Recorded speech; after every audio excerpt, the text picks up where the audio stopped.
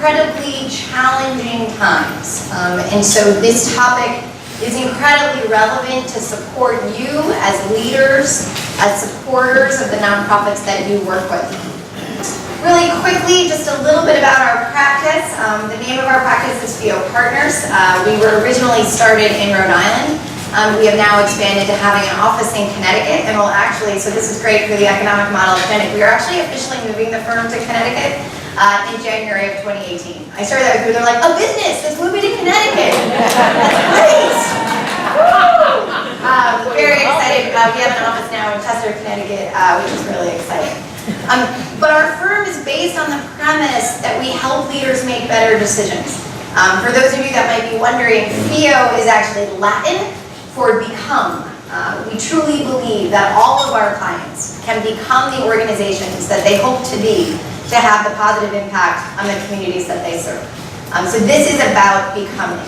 And the topic today is tricky because these are challenging times. And so how do we enact our mission and our vision when candidly the environment is increasingly less friendly? So let's get into it. Why are we here? A lot of times when we teach reorganization and consolidation and collaboration, if I told you I was here kind of a couple of years ago, I'd say, well, let's talk about how to collaborate. Let's sort of figure out how we can partner. Let's think about who we could work with. And it was kind of a nice idea. So if I think back to when Jane and I started the firm 10 years ago, we'd say, well, let's do some merger training. That was like trying to sell a coffin. These are not trainings people were really excited about. Why? In 2007, life was pretty good. We were getting government money. We were 95% funded by the state of Connecticut. It was awesome. Actually, it was actually profitable. Shocker that. But here's the thing, in the last decade, the sector has experienced a tidal wave of change. And it's been a pace of change that has kept nonprofit leaders up at night. So if you're a board chair or a board treasurer, you're looking at those financial reports, you're looking at the ambiguity at the state level, and by golly, you're waking up in the middle of the night. These are troubling, troubling times. And oftentimes when it's troubling, we sort of say to ourselves, but what should we do? So there may be some of you that maybe feel a little financially precarious right now. You're a little bit worried. There are others of you that have been worried for quite some time. You're up a little bit more than the other people. But we need to decide as leaders how we will proceed. Oftentimes we can get really scared and be really reactive. Or we can have someone on our board or on her staff that says, you know what we should do? We should just close those two programs. We should just close them. We should shut them down and just get out of that business. And it's not thoughtful. It's not intentional. It's not based on any level of objective information.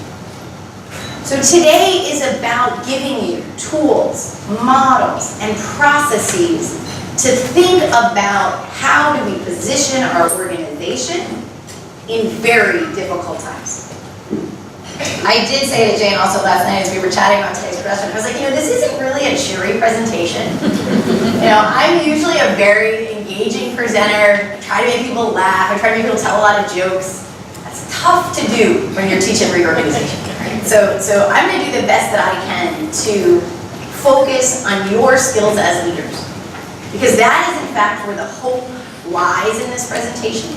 Not a lot of hope in the environment right now in terms of budgeting and funding for nonprofits. But the hope is right here in this room, in the sense that we can equip you with skills, with ways of thinking about this that will allow your organizations to survive. And if not survive, thrive in an adverse environment. Oftentimes this requires us to move things around. But what we don't want to do, remember the Titanic, the ships, the chairs on the ship, proverbial metaphor, don't just move them around. I really want to help you today to be intentional and strategic about how you take action. How you take action to protect the things that you do best. How many of you have core competency in your organization that you think you are better than anyone else? You wouldn't be here if you didn't raise your hands, please. Because if your hand is not going up, that you are convinced that you do something that is meaningful, impactful, and unique, you can close now. There has got to be something to protect. There has got to be something to protect. We're going to talk a lot more about that today.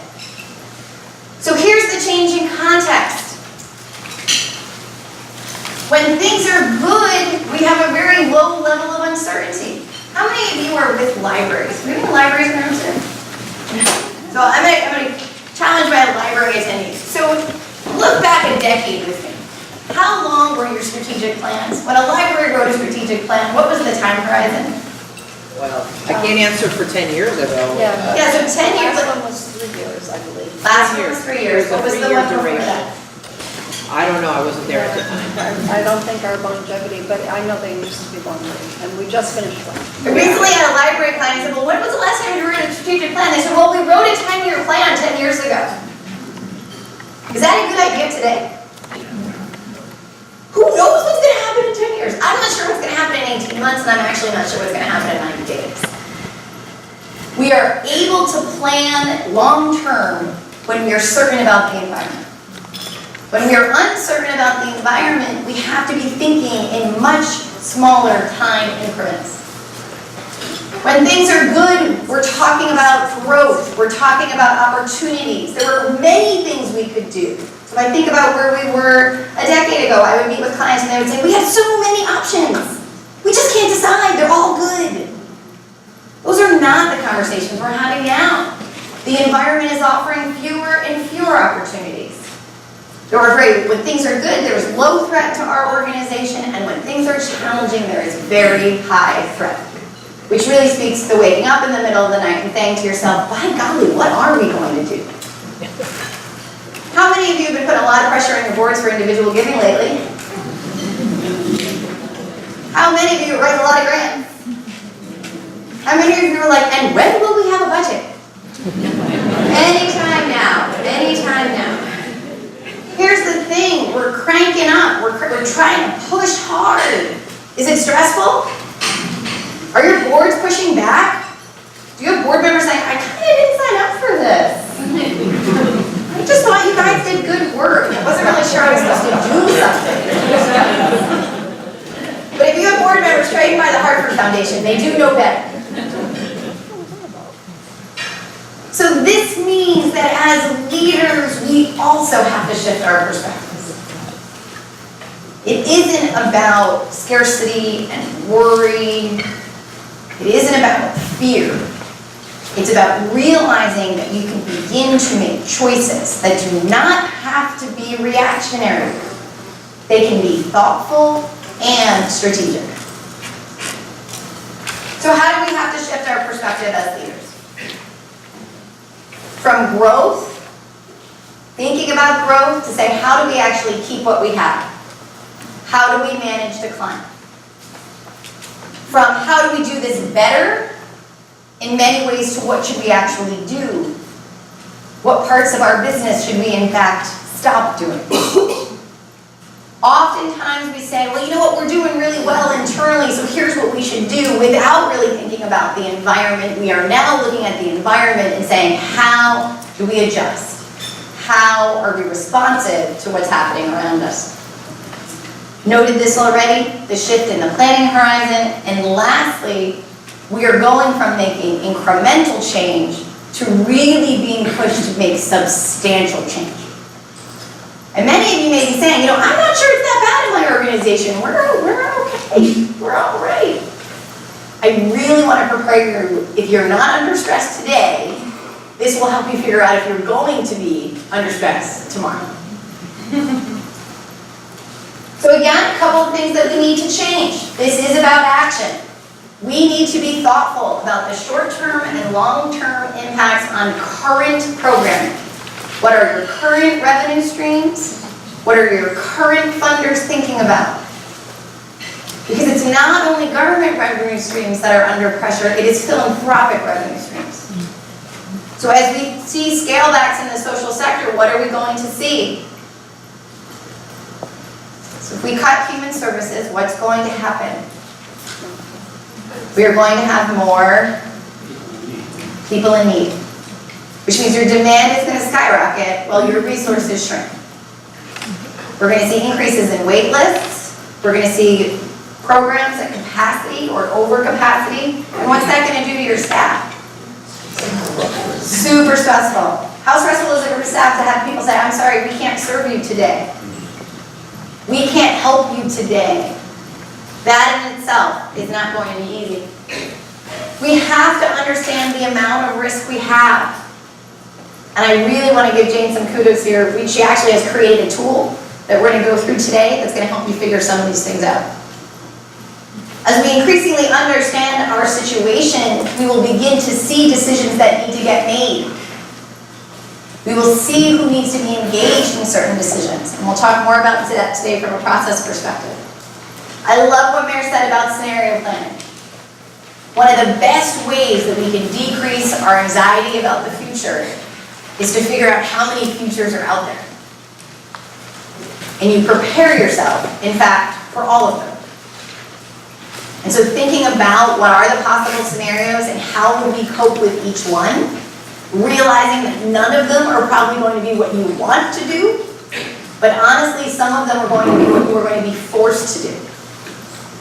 We have to manage stress. And for those of you that do anticipate layoffs, I cannot caution you enough to make sure you have strong legal guidance and counsel as you proceed with that decision making. How many of you have counsel that you can at least call? For those of you that do not, please talk with Mayor about ways to sort of engage legal counsel. Is Priya here this morning? No, she's not. Priya, call Priya. Which is really funny. How many of you have called Priya before? She's like me, Mayor. It's like 1-800 legal counsel. Because this is difficult, I also need you to acknowledge that this is going to have a strain on relationships. So how many of you, many, I'm not going to raise hands on this one. How many of you, just think in your own mind, have a challenging board? Just don't need to nod, just think to yourself, what I describe my board as challenging. If there are dysfunctional dynamics on your board and you are going to start to have these kinds of conversations, will it be easy? No, because your board is already dysfunctional and now we've got to get them to make like giant decisions about the future of your agency. You're all like, yeah, no, we know. That's true. Here's the thing. Information and thoughtful process can actually support a dysfunctional board. If you do this well and you support your board leadership in a thoughtful process that raises up objective information, I can tell you that dysfunctional boards behave better. It's not great. Better is what you'll take under these circumstances. The other thing Jane and I have been talking a lot about is today feels a lot like deja vu. In 2008, in the massive economic downturn, we began to teach this topic, which we called retrenchment at the time. And we talked with nonprofits about how are you going to handle this? What are the strategies you're going to choose? And many of these should resonate with you. Grant writing, fundraising from individuals. I mean, how many of your boards are saying, we've just got to find one really, really wealthy person who likes us? God, if you just find one, maybe they'll bring their friends. Maybe they know people who know people. Collaborating on service provision, thinking about new fee-based programming, collaborating on advocacy, particularly with the state budget circumstances, social enterprises, expanding for-profit business activity, seeking to expand to other geographic areas and corporate restructuring. These were the strategies then, they are just as relevant today. Here are some other strategies that people have used to deal with government cutbacks. How many of you are concerned about a government cutback? How many are here because you're just looking for kind of some magical information? These are things that people have done to deal with government cutbacks, and so there's a list of options here. You know, we can reduce staff, we can reduce hours, we can cut expenses, we can just get smaller. And we'll talk a lot about what smaller looks like. Layoffs, salary cuts. We can think about our services and begin to say, can we do this differently? This is a very intense programmatic model that's actually kind of expensive. Is there a lighter touch that would have equal impact? One of the things about adversity is it can also drive innovation. There's less money to do something, but it's something that has to be done. Can we figure out a better way? Reduction of benefits, straight up closing programs, talked a little bit about that. Outsourcing administrative functions. Can we get help? You know, if we have a full-time bookkeeper, or we have a full-time finance person who has a salary and benefits, do we need that much financial help? Can we borrow it from someone else? Can we cut it back to a part-time position? Reducing or eliminating pension contributions, that was kind of magic. That's still kind of magical these days. Raising staff ratios, reducing eligibility, delaying payables, or increasing borrowing. These are things we could do. The question becomes, is how are you going to decide which ones will work for you? So this is the probably more depressing part of this presentation, is when to consider restructuring. How many of you today, and I'm just, again, if you want to raise your hand, that's great, think restructuring might be something you need to do? How many of you aren't sure, but are worried it might be something you have to do? And how many of you are here that are really actually more interested in like general collaboration versus shrinking? All right, that's helpful. So restructuring has a really negative perception. I say restructuring, you're like, oh, closure, that's bad. Serving less people, that's bad. I want you to think about restructuring as a survival strategy. This is about survival. It is about what parts of your organization are well positioned to thrive or survive in this challenging environment. How many of you are good at everything you do? Right. With that question alone, I can tell each of you there are probably some things programmatically you should stop doing. If it is not beneficial to you monetarily, if you are mediocre at it in terms of serving the clients, I mean, you're okay. People seem generally served well, but man, you're just okay at it. These are not the times to continue things that you're just okay at. This is the best slide in the whole deck. That's a polar bear on an iceberg floating away.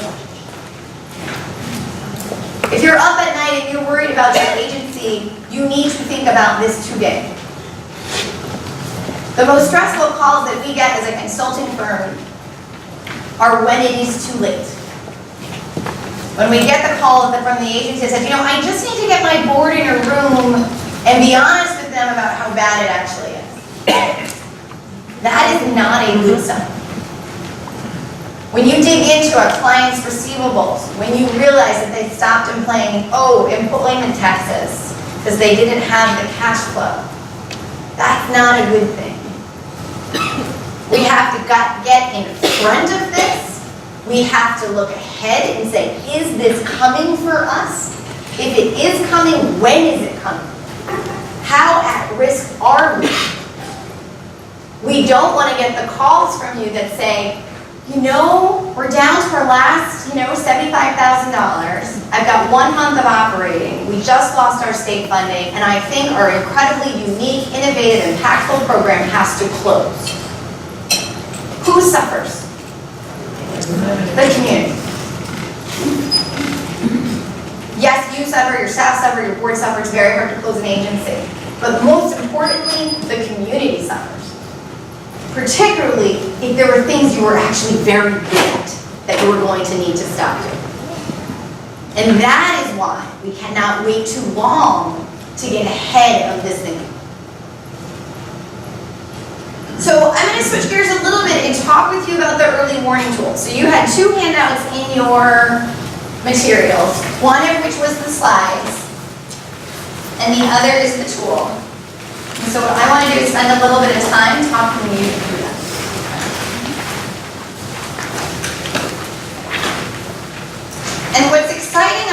about this tool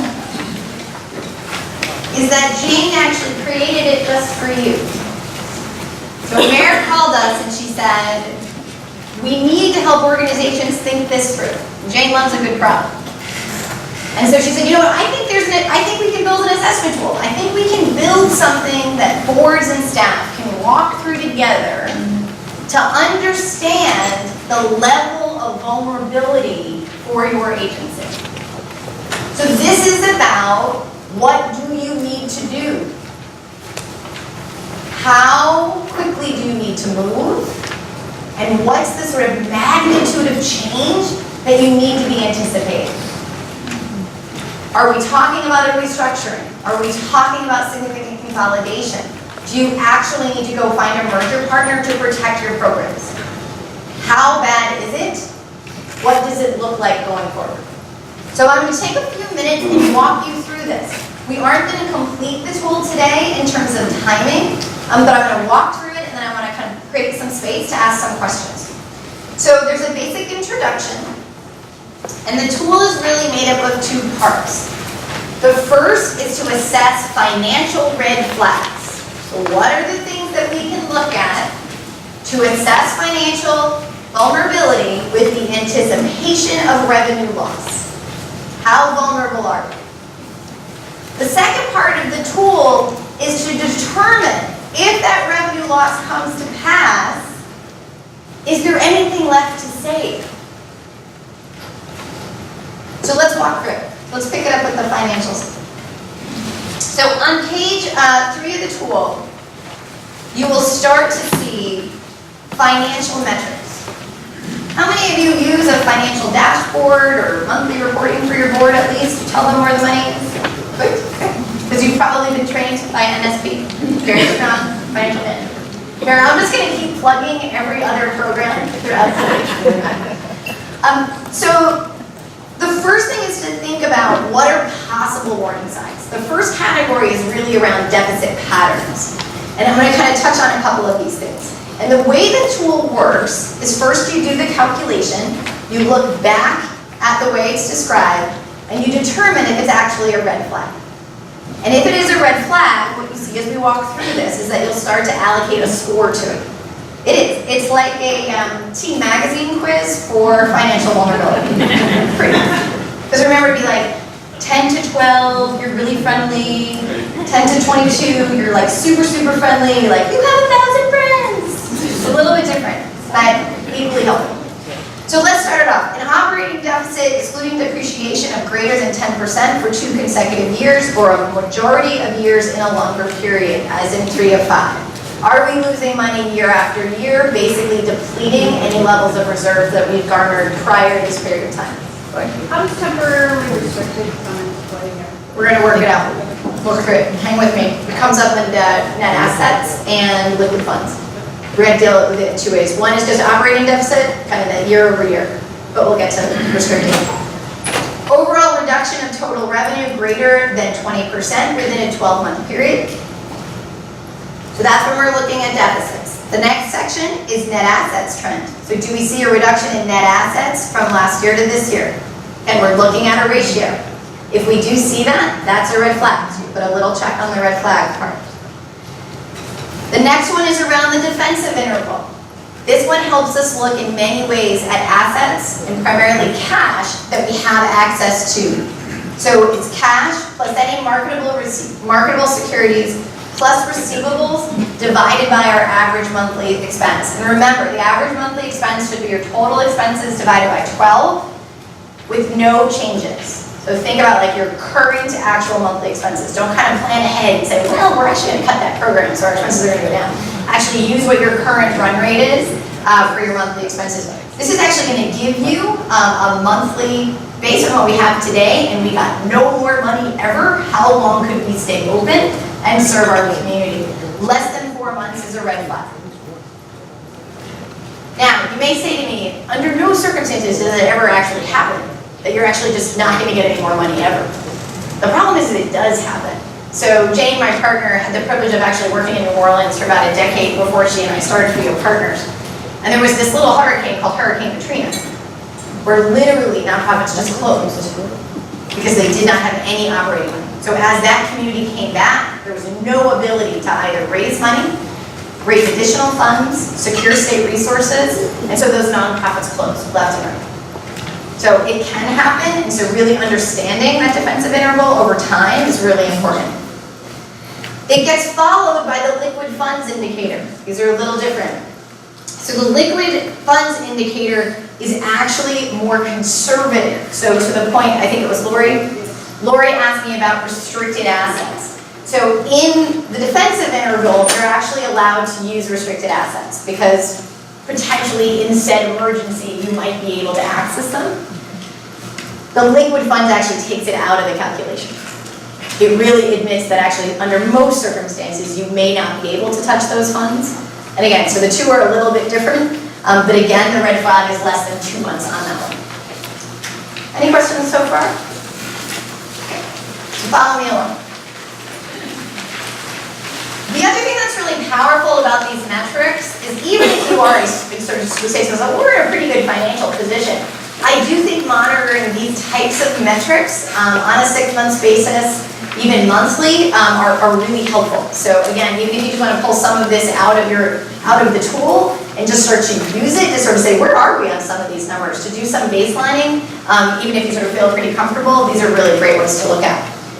The next one is really around revenue ratios. So I want to know, where does the money come from? So public contributions, government grants, program service revenue, individual giving. And again, if you do things like special events, that would fall into the individual giving bucket. The key is to look at where do we have a pattern of decline. So which one of these revenue streams is the hardest hit? And what you're looking for is a major or unplanned decline in a revenue stream that accounts for more than 30% of your total revenue. All right, so we're really looking at if we get a big cut, how badly is that cut? The next one is your assets to liabilities ratio. If that ratio is greater than 1, again, we're looking at creditworthiness there. The accounts payable aging indicator. This is really one to watch in terms of how quickly are you paying your bills. If cash flow is tricky, people call their vendors and say, can you wait another 30 days? We haven't gotten our government funding just yet. But we're getting it, don't worry, we'll pay you. But you start to push those things down the line. It's really important to understand how fast you're paying your bills and if that's a risk. So greater than 3 months coupled with a deficit larger than 10% of total expenses would indicate a red flag. Looking at the fundraising ratio, now this one's kind of tricky. So for smaller agencies in particular that have working boards, estimating fundraising expense is a really difficult thing to do. For larger agencies, fundraising expense actually gets pulled out in your audit, and that's the best way and the best number to use on this particular calculation. Again, for smaller agencies, this one's a little bit tricky, but what we're trying to understand is how much are we spending to make money? I've done this calculation many times over the last decade. It has ranged from 2 cents, very impressive agency down in Fairfield County. So they spent 2 cents to raise $1. I've actually seen it at $1.50, which means we actually are losing money for every dollar we actually raise. Big range. In many ways, the red flag is looking at that historical average of it and the ratio of fundraising expense to fundraising income over 30%. And you need to include the staff time in the ratio. And you also can do the cost per dollar raised, which is kind of interesting as well. So follow me along. You get an extra blank page for notes, apparently. On the top of page 6, the last one is really around management costs, really looking at, in many ways, trends as a percentage of all expenses in terms of management salaries, total expenses, and the red flag there being the percentage of management expenses to other expenses increasing year over year. So that's the financial red flags. So we, in many ways, want to go through that and kind of mark those as we go through them. Any questions on the financial side? I'm going to go over here, and I'll repeat the question. When you talk about management costs, Yep. Let's say you've got a very flat organization. Yeah. And so you've got a director of this and a director of that, and manager, program director of this. Are those management costs, or is it just the executive director? So part of it would be, say, in an audit, you would actually see a breakout of management versus fundraising expense. Okay, And so that might be kind of the most helpful tool Okay. versus kind of looking at your budget per se. okay. I think if you are gonna look at budget, it's really about thinking of a particular position, what percentage of their salary is program, and what percentage of their salary would be overhead or administrative time. Using kind of a time calculation may Okay. also be helpful. Okay. I think what's important about the red flag is, are those expenses increasing? So are we seeing increasing expenses as a percentage of total expenses? Okay. Okay. Other questions? There was like one more. So with regard to the deficit pattern, Yep. when you have multi-year grants that get booked in the initial year of the grant, When you have multi-year grants that get booked in the initial year that the grant was made, but it applies over years, so it looks like in years 2 and 3 we have a deficit, but we don't really have a deficit because the money was coming in. How do you account for that in this calculation? So part of it is to think about running it with that and then run it without and see what the differences are and see what that does in terms of the potential red flag. So actually pull the whole thing out and see what it looks like, put it back in and see what it looks like and see what the learning is there. I think you could look at it like a 3-year stretch if you added it all together. So take 3 years of operating data and say, where are we on, did we run a deficit or did we make? In a 3-year period, if that grant is sizable enough, it's a really significant amount of the revenue in a given year, you actually might need to look at it in 3-year increments. Any other questions on the financial ratios? Okay. All right, so let's move ahead and think about the core of the organization. So if we think about the core, I talked a lot about what do you do well. I talked about a lot about what needs to be protected. And so if in many ways we're looking at those financial indicators and we see a few red flags, I would say it is very timely to begin to talk about the core of your organization. And so when we think about the core, we can really think about it in 4 different ways. The first option, in many ways, is can we actually shrink and reorganize and still remain viable? But we really might need to think a little bit creatively about what shrinking looks like. What does smaller look like? So here are some possible options. Smaller is everything we do, just littler. And not for gnomes, just smaller. So we shrink a program that's been staffed with 4 people goes to 2. We keep the program, we can just serve fewer people. Same for all our other programs. We just scale it back a little bit. We know we're going to serve fewer people, but we can protect all the services and all the program models. Option 1. Option 2, we actually have some very cool things in our organization that are new, that are emerging, that are actually pretty adaptable and innovative under times of uncertainty. So this might be a program that is a model that could scale. It's easy, it's impactful, you just need to scale it across the state, you just haven't done it yet. We would want to protect that in the shrinking. Do we have 1, 2, or 3 programs for which there would be considerable loss for consumers?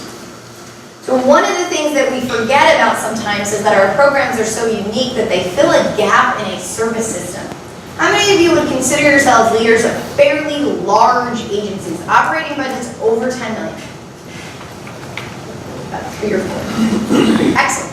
So for larger agencies, when you are engaging with smaller agencies, understanding if there's a smaller agency that has a critical program that your consumers take advantage of, also helping that nonprofit survive and creating conversations is also an option for the larger players. For the smaller players, if your service is critical to the consumers of another larger agency, start that conversation today that says we are under duress, we are worried, we need to protect these services that cannot be replaced. And we need to think about why they can't be replaced because it's part of the compelling argument in many ways. We also may think about the core from the standpoint of we have actually 2 or 3 programs that are going to survive. They're well funded, here's why, And if we just did that, we would be able to move forward. So the thing about this is you may be looking at me and saying, who in the world is going to make those decisions? Who knows enough about our programs to make that decision? Our board doesn't even barely come to meetings sometimes. Guys are laughing because it's true. Here's the thing, follow me over to page 7.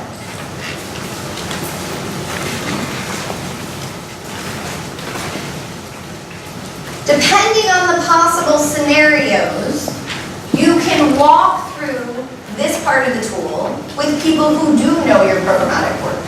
This might be a combined board staff group, but this is really a conversation with the people that know your programs best. And you may say to me, oh my gosh, but if we're in trouble, we can't engage the program staff. We can't let them know that something might be wrong. We're going to talk about that. They know you best. They, in fact, may know how to do this in ways that you may not even actually be aware. They're in the field, they serve your clients, they know your community partners. They are, in fact, in some ways, best positioned to do some of this thing. So let's think a little bit about core viability. I'm actually still... So this is really thinking about, and again, we're back to our kind of Team Magazine approach to this. Looking on a scale of 1 to 5, let's think about viability first. Do we have current stable funding? Really think 5 is as strong as possible. Strong is the answer. Is it strong or is it weak? Revenue has exceeded expense for each of the last 3 years. That would be that we're very strong. High appeal to groups that provide support. You have funders and donors who love this program. They are dedicated to supporting it. Whether that's consumer fees, grant funds, state, federal contracts.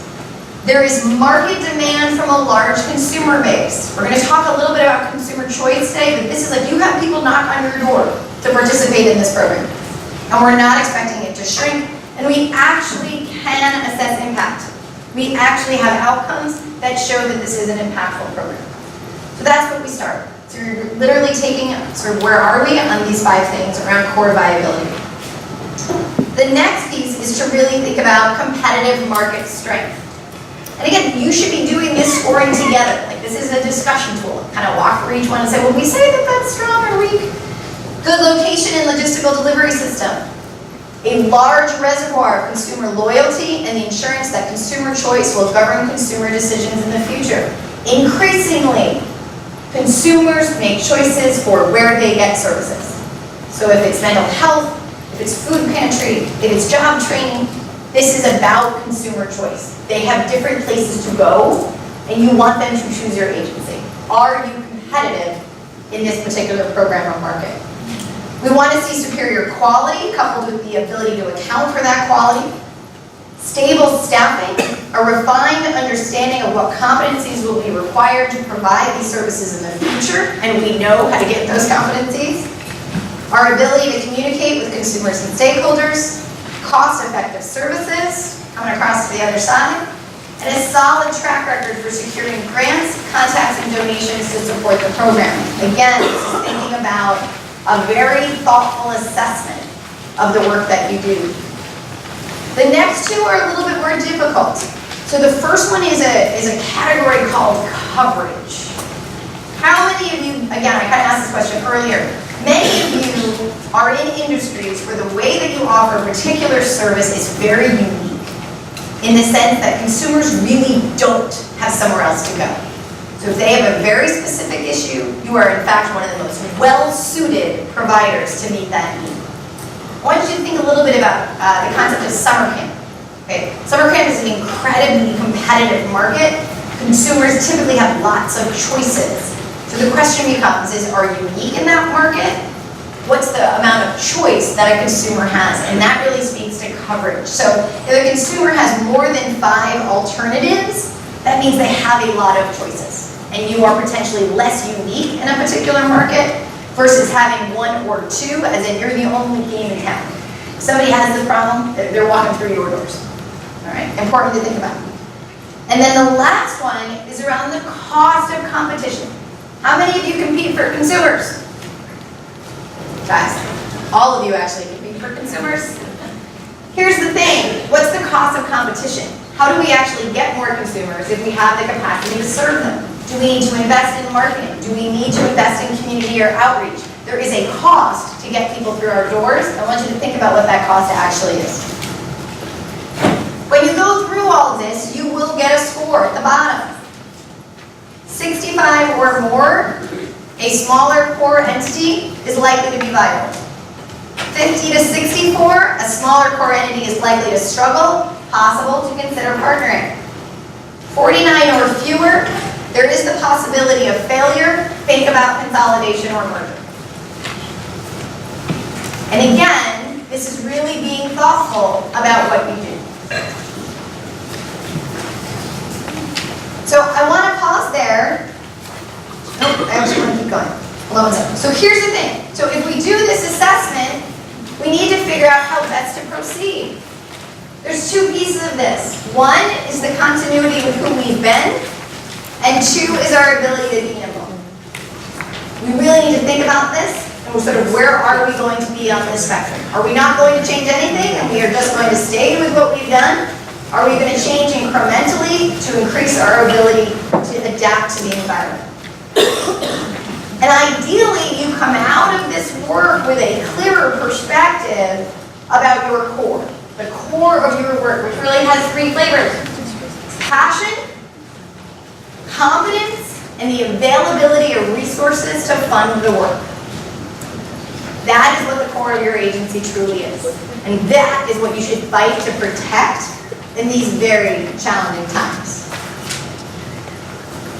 If you do this work and you find that you are financially vulnerable, you have multiple financial red flags, it is really time to thoughtfully consider consolidation. And again, we are not in the days where consolidation should be looked at as a coffin sales pitch. Consolidation is about the protection of what you do. It is about making sure that the services that you provide that are best in class are protected going into these difficult times. It's 10 o'clock. I'm going to have you take a little bit of a break, and we'll do some, should I do Q&A first? We're going to actually do a little bit of Q&A, and then we'll take a break in about 5 minutes. So let's kind of I want to open the floor. That was kind of a lot to take in. This is a super dense 3-hour workshop, and there's like way more to come after our break. But I want to kind of open the floor and see if people have questions. I think these are great tools organization-wide. Yep. I'm just wondering if you have multiple programs, how you might use these tools for multiple programs versus organization-wide. Great question. So Eric asked, I think everybody heard him because he had a mic, so that was cool. You can actually do the analysis on the core keys for each one of your programs if you really want to look at them in a very thoughtful way. There is also another tool that we sometimes use that's called the Macmillan Matrix, which asks very similar questions and also can help you think about that at the program level. But actually, all of the same questions that we do in the Macmillan Matrix are in that core assessment. You know, a lot about it is how financially attractive is this program? Is it a good fit with mission? Are we competitive? And what does the future really look like? Okay, so you can actually use that core viability piece in the assessment tool at the program level. If you're sort of like, all these things we do are really good, can we do a little thoughtfulness at the program level? And just to add one quick thing, I think there's some organizations in the room that might be equipped to do this analysis on their own with the assistance of their finance staff or their treasurer, board treasurer, but there may be some who think I'm a little intimidated and how do I do this? And that's where we might be able to help. So again, we could help you with a consultant who could come in and help you work through this tool. Can you say something about the benefits of transparency? Great question. So Larry's question was, can I talk a little bit about the benefits of transparency? So I'm going to talk a little bit about this in the second half, a little more, Larry, in more detail in terms of process and in terms of the politics of choice making. But one of the things that I think Jane and I feel really strongly about is stress from the environment should fundamentally not change who you are. If you are a small agency, if you have a facilitative style of leadership, if you have a tendency to really bring your staff together to solve problems, that is in fact how you should approach this as well. It is about continuity with who you've been to navigate in these tricky times. It actually increases stress and anxiety if leaders actually change their behaviors in these times. And so I've been really transparent, and then I go away for like 2 weeks and I don't talk to anybody and I don't engage anyone in the discussion, and they just come out and say, this is what we're doing. That's actually going to be super stressful and scary, because it's not the way that we've historically sort of behaved as a leader. And so we'll talk a little bit about more on the second half of today, but it is about continuity with who you've been. Can you estimate about how long it takes to do this type of assessment if you want to do it right? Sure. The first piece on the financial side, oftentimes you should have all of the various components of the financial analysis fairly, if you've done an audit, you can use those numbers. So use last year's audit as just sort of your starting point. It should take a couple of hours to run those numbers. It should not be a giant. And then the question for you individually is, do we want to look at it historically? So some of it would require a little bit of historical analysis, so maybe a little bit more than 2 hours, but if you've got some audits at your hands, you can probably plug and chug it pretty quickly. I think the core discussion is a little bit more lengthy. That's probably a 3 or 4 hour discussion with a combination of board and staff in terms of where you are on this journey. And I will talk a little more in the second half too about process, timing, and I think the investment of time to do this well. So it's one thing to just sort of fill out the tool. I think it's a much more significant time investment to choose how to proceed. So one thing is doing the kind of initial information base about where we are. The discussion about how to proceed or should actually take some time, would be my recommendation. But we'll talk more about it after the break. I feel like I'm on American now. After the break.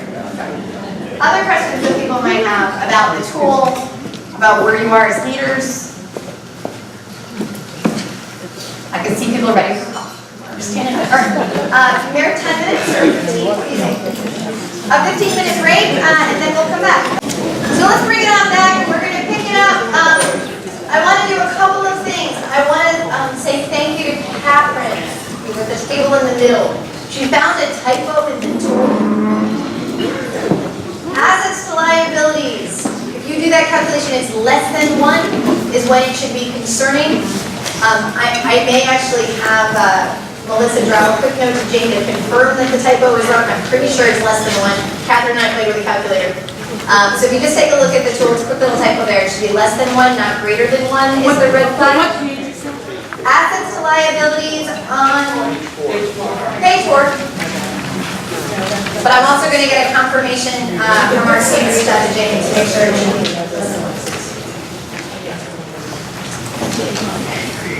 So at the break, a few people came to me and they said, we're thinking about this, or we've already done it. Are you going to deal with this, or are you going to deal with this? And so this second half of the presentation is more about the how of this, the ways to think about this, the challenges in this work as it relates to engagement, process, and politics. So we talked a little bit about this already, how and when to engage staff. If we engage them in some ways too much in our own stress and anxiety about the environment, they will be equally stressed, which means we will see anxiety and a loss of productivity.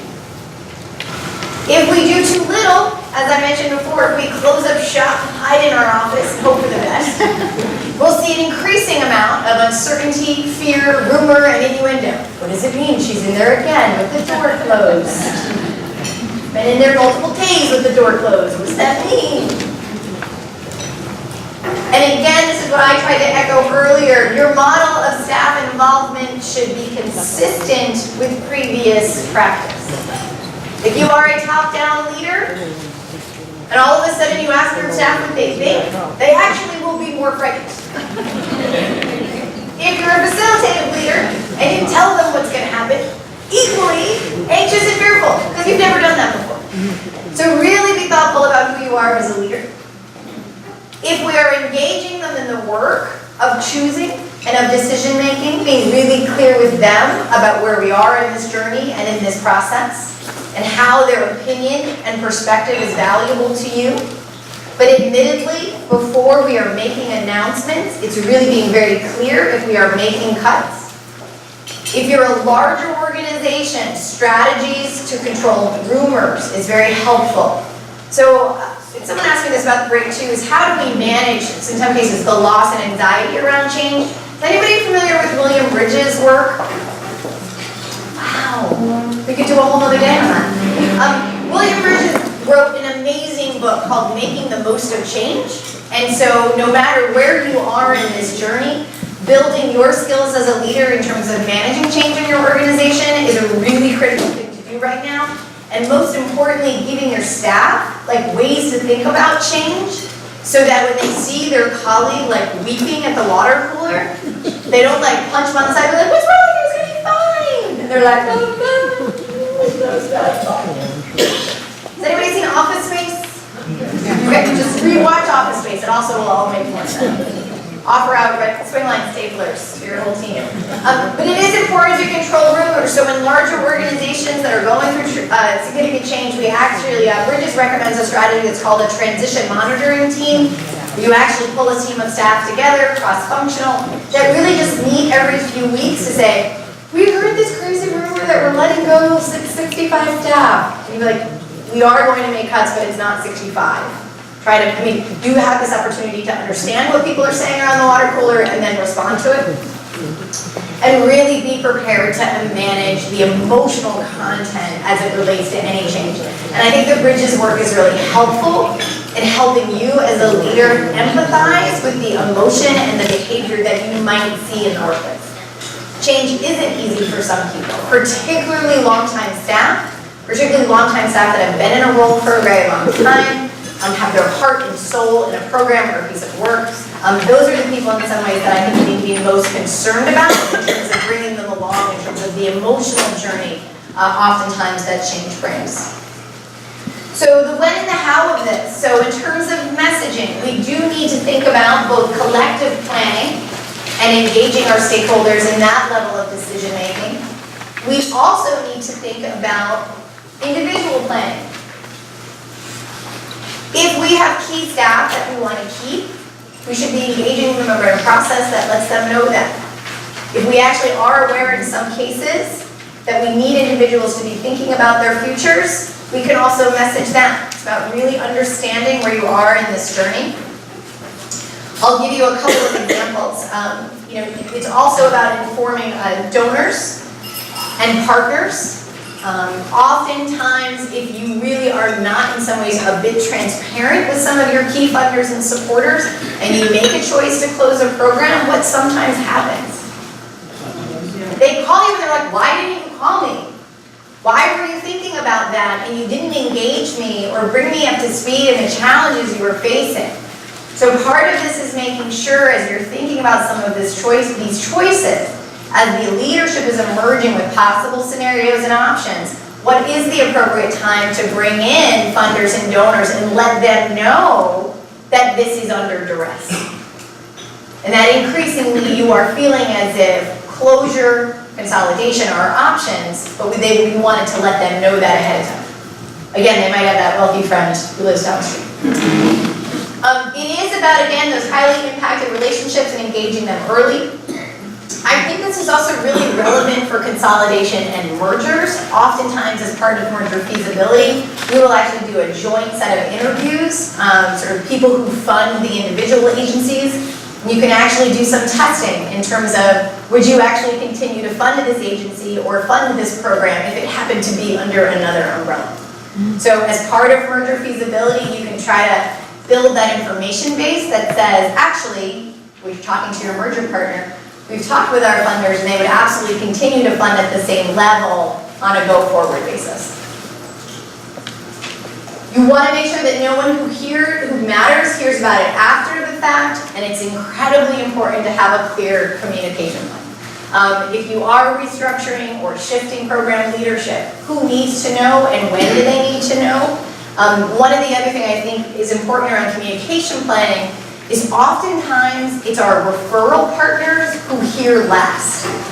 So we get so focused internally, we make these decisions, we close the program, and then we tell our partners. And they're like, whoa, but I refer 85% of my staff to you for this really critical service. How are you telling me now that I can't refer them to you?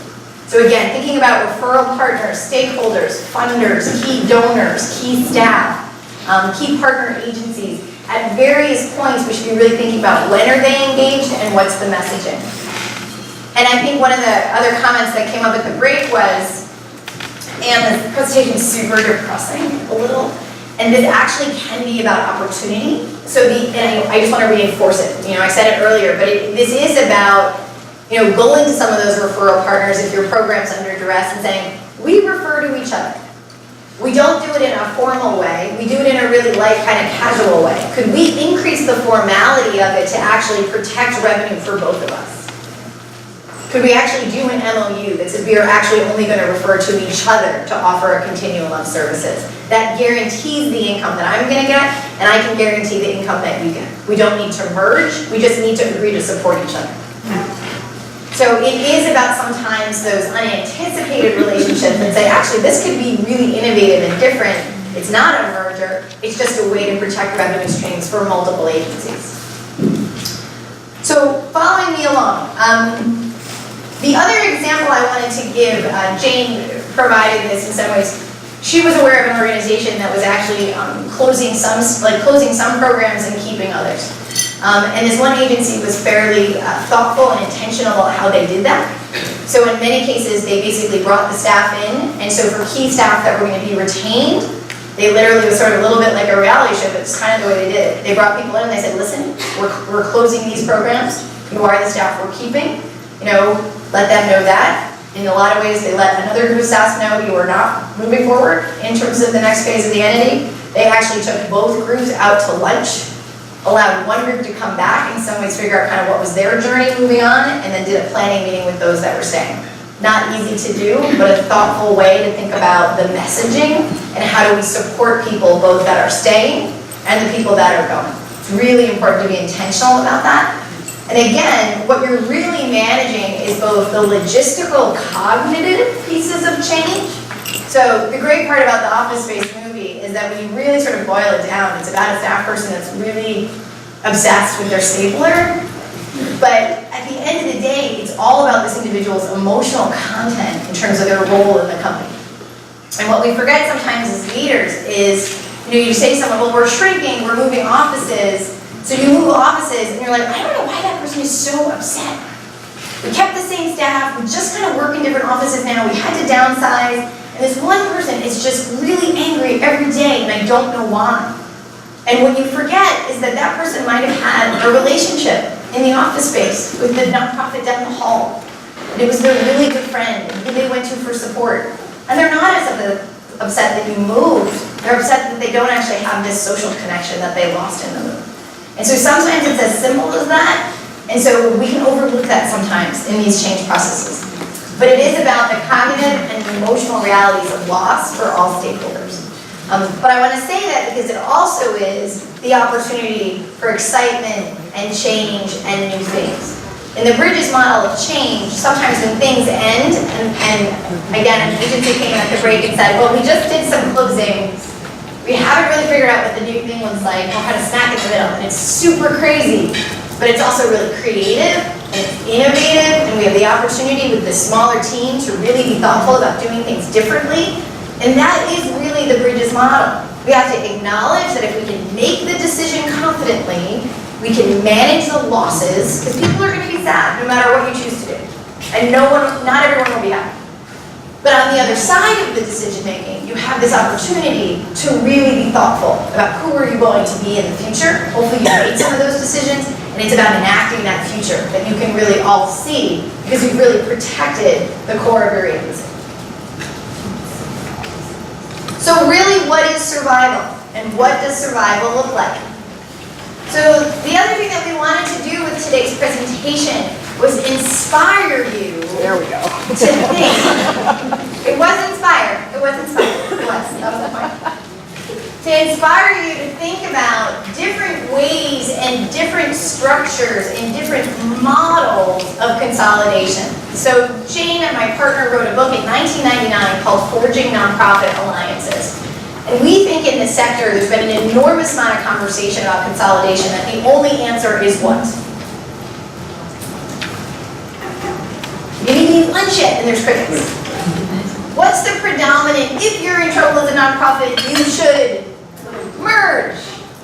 We want to inspire you to think about lots of other options. In the for-profit sector, they use multiple business models to protect products, brands, and product lines. Brands continue on. They get sold and bought by for-profit companies. The nonprofit sector does not readily use these models. But as a nonprofit leader, if you can build your own understanding around what the consolidation options are, you can actually really sort of be creative about how you move forward. In addition to that, if you do this assessment tool and you find yourself only clicking one red flag, what does that mean? You are under 3 red flags. What does that mean for you? You are good to go. It is time to grow. Why? Why is it time to grow? These are crazy adverse circumstances, but you are not financially vulnerable. So what should you do? You should take advantage of it. So for those of you that are not financially vulnerable, that are larger agencies, this is the time to be an incredible partner. This is the time to look across the small agencies that you work with and say to yourself, how could we structure this in a way that would protect your services and add value to my consumers? So let's talk about that. Consolidation is very different than collaboration. It is when we actually change the legal linkages between organizations. How many of you use MOUs in your collaborative opportunities? I think we need another training on just MOUs. If there's ever an exchange of significant resources and time with your staff or your agency, you should be using an agreement to guide them. Memos of understanding are one of the coolest ways to make sure when we partner with someone, we are really clear about how each partner should behave. This is not that. When we are talking about consolidation, it is about changing the legal links in a substantial way. It does increase in complexity. There is a typical higher risk, and at times there is a longer duration to get to done. I can do an MOU around a partnership in less than 30 days. I need a couple of meetings. We need to work through what are you going to do? What am I going to do? What are we going to do if we end up not liking each other? How do we keep each other's information private? Those are situations you can work through pretty quickly. Developing a new legal structure or a set of legal structures around a set of entities takes longer, which speaks to our polar bear and the iceberg.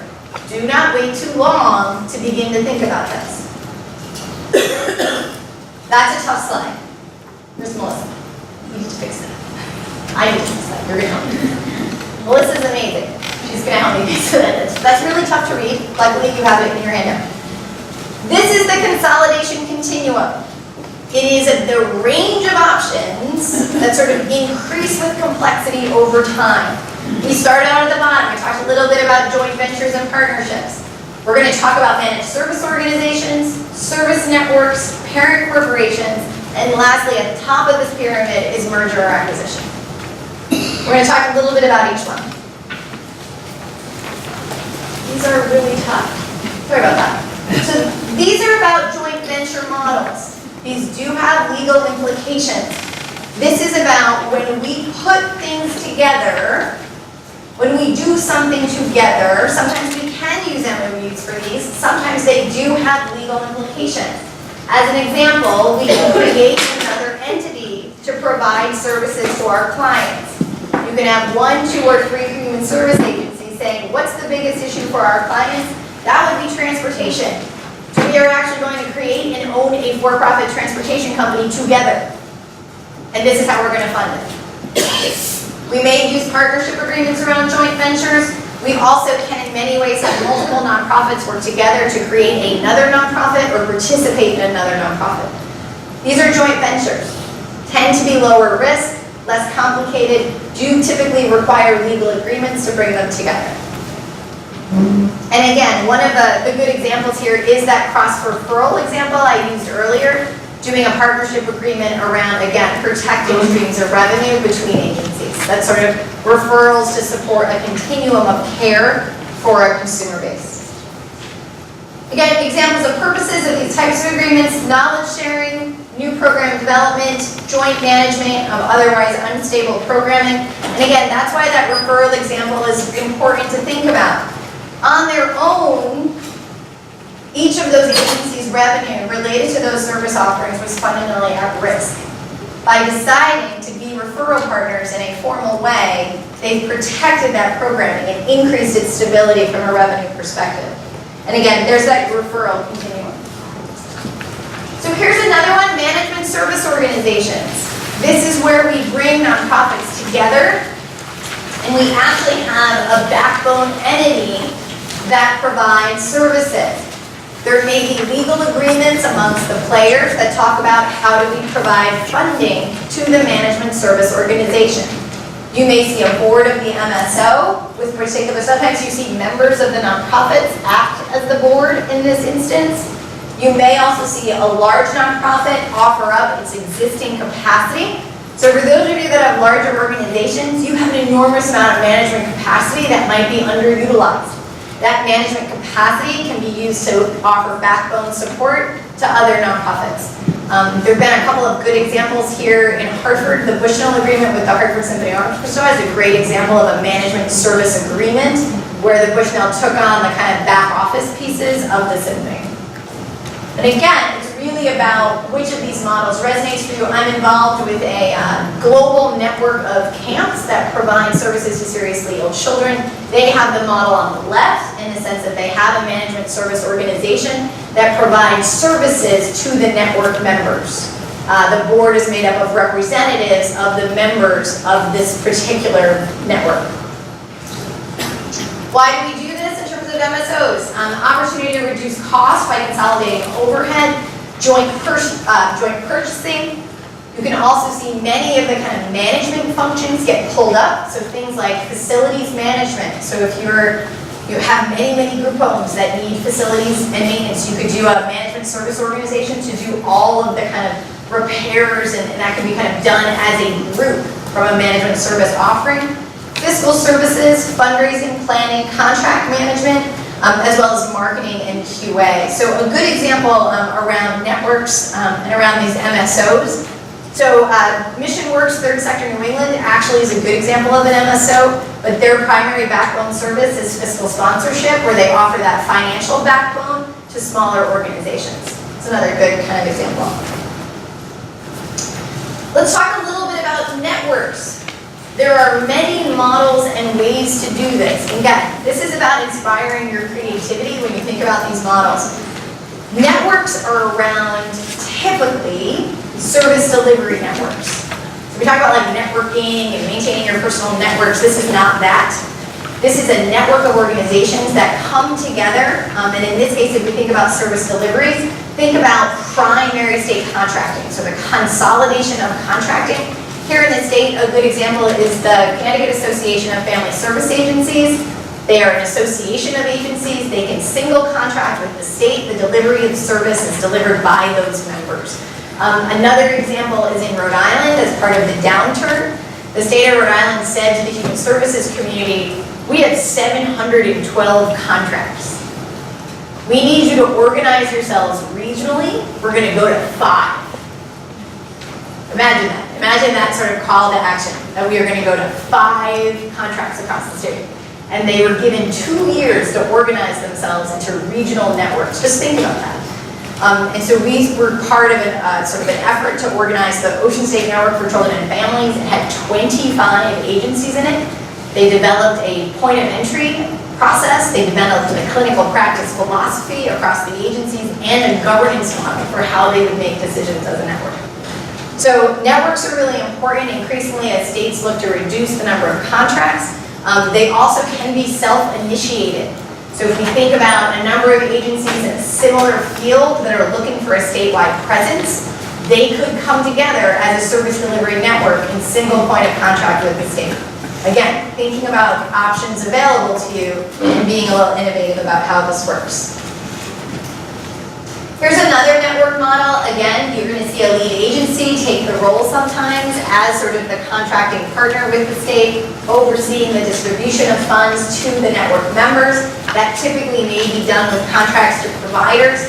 You'll also see bylaws and an operating agreement with this structure. Here's another one. This is a contract, again, that managed care idea. You might see a board of the MSO, staff of the MSO, more nonprofits at the table. Oh, Sorry, but the slides that we have in our packet, don't have the pictures. right, so I know. people are trying to write them out. Oh, So you're you going cannot- too fast. Move so quickly through. Go back to the left. Right. Is that one in there or no? Nope. No, Okay. This is the drawing part of the workshop. I'll give you a couple minutes with these. And we can we'll resend those two slides that didn't come through. We'll send them to you. Thank you.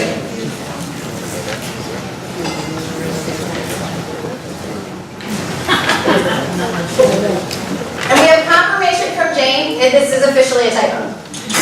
So this is actually what it should be on page 4. It's less than 1 for assets and liabilities.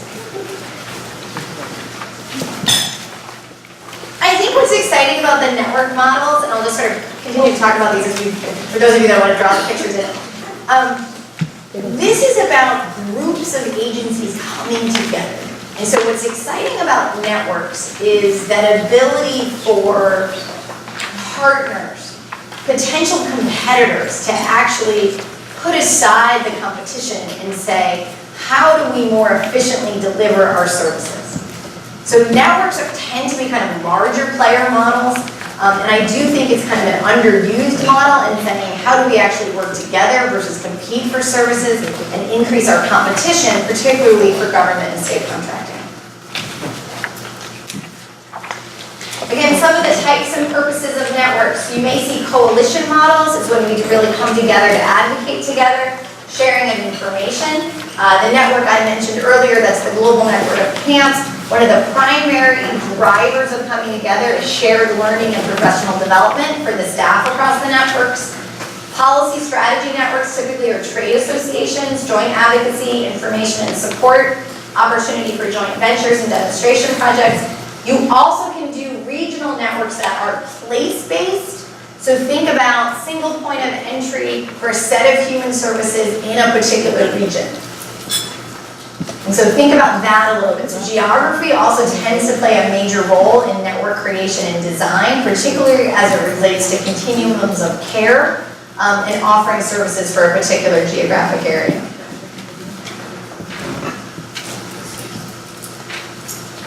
Additionally, I spent a lot of time talking about this idea of service delivery networks. Kind of touched on this quite a few times so far in terms of single points of entry. Really trying to smooth out the boundaries for consumers. Jane had the opportunity to work with the city of Warwick. The city of Warwick had a set of human service providers. And the mayor of Warwick, Rhode Island, put all the human service providers in a room, and this was actually around 2008 in the downturn, and said, I am not going to be able to fund all of you at the same level that we've been funding. You need to come together and come back to me and tell me how you're going to make this better. And that group of human service agencies realized they were actually serving the same 1,600 families. So this was the domestic violence provider. This was the Y, the Boys and Girls Club. This was the Catholic Charities Similar Like organization. It was the mental health organization. It was the local hospital and the local FQHC. They realized they were actually serving the same group of people. And they realized that one of the biggest challenges they had in terms of service delivery was the handoffs between agencies. So if you're a family and you went into one provider, what happens to you? Just generally speaking. I walk into that domestic service provider for services. What happens? What do I get asked? 1,000 questions, let's be honest. There's forms, there's eligibility requirements, I've got to produce all this stuff. What happens if I go down the street to the mental health provider? Oh, by the way, the same thing happens. And one of the things they realize is that there'd be a single point of entry when someone come into the system and they'd say, well, we really need you to go speak to Jill. Go speak to Jill down the street. And that person would never go see Jill. And Jill would never even know that they were referred. And when that person walked in, they were like, which one of you is Jill? So one of the things they did as a set of providers was create referral agreements, but also did referral training for all their staff. The other thing they did is they realized that the level of trauma in their city was like off the charts. And so they actually trained all of the staff, all the human survivors on being trauma informed. Because it was those referral moments, those moments when a family would go from one organization to another where they would drop out of the system. And they figured that out by really putting the hat on of those consumers and the struggle. And so that's the idea of a geographic network where we're all serving similar consumers. In the back. I have to say that I think Connecticut has done this very well in the area of homelessness. Great. With the Connecticut Coalition in Homelessness and all of their service agencies that participate in that. There is coordinated access networks. And the regional coordinated access are, I think, a great example of a multiplayer collaboratives that, interestingly enough, are fairly loosely tied together. So the governance agreements and the coordinated access are not overly arduous in some ways. It's really about that collaborative of agencies coming together to choose to serve a similar population in a more coordinated way. Thank you. Great local example. And then the last one I want to talk a little bit about is parent corporations.